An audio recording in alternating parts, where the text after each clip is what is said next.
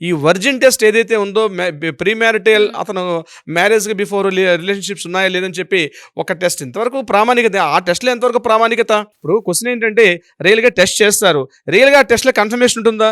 ఇప్పుడు delivery test చేస్తారు. నిజంగా ప్రెగ్నెంట్ టెస్ట్ అని ఉంటుంది. ప్రెగ్నెంట్ టెస్ట్‌లో వచ్చిన డాట్స్ ప్రకారం ఇతను ప్రెగ్నెంటా కాదని కన్ఫర్మేషన్ చేస్తారు. అవును సార్. మరి ఇక్కడికొచ్చేసరికల్లా ఈ వర్జిన్ టెస్ట్ అని చేస్తారు. అసలు వర్జిన్ టెస్ట్‌కి ప్రామాణికత ఉందా లేదా?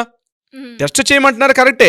బట్ ఆ టెస్ట్‌కి ప్రపంచవ్యాప్తంగా ఉన్నటువంటి World Health Organization WHO WHO. అధికారికంగా ముద్రించారు అంటే కన్ఫర్మేషన్ ఇచ్చారా లేదా?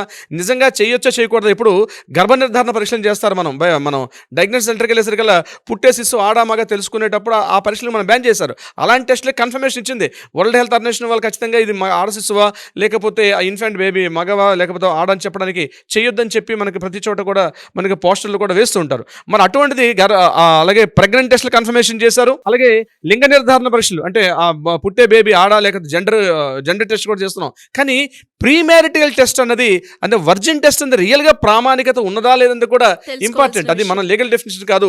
అది సంబంధించిన మెడికల్ మెడికల్ డిపార్ట్మెంట్స్ డిపార్ట్మెంట్. వాళ్ళు దాన్ని కన్ఫర్మేషన్ చేసి ఇది రియల్‌గా ఇది వర్తబులా లేదా ప్రపంచవ్యాప్తంగా ఆమోదయోగ్యమా కాదా? అంటే పుస్తకాల్లో రాసుకోవడం వేరు, చెప్పుకోవడం వేరు, మాట్లాడుకోవడం వేరు.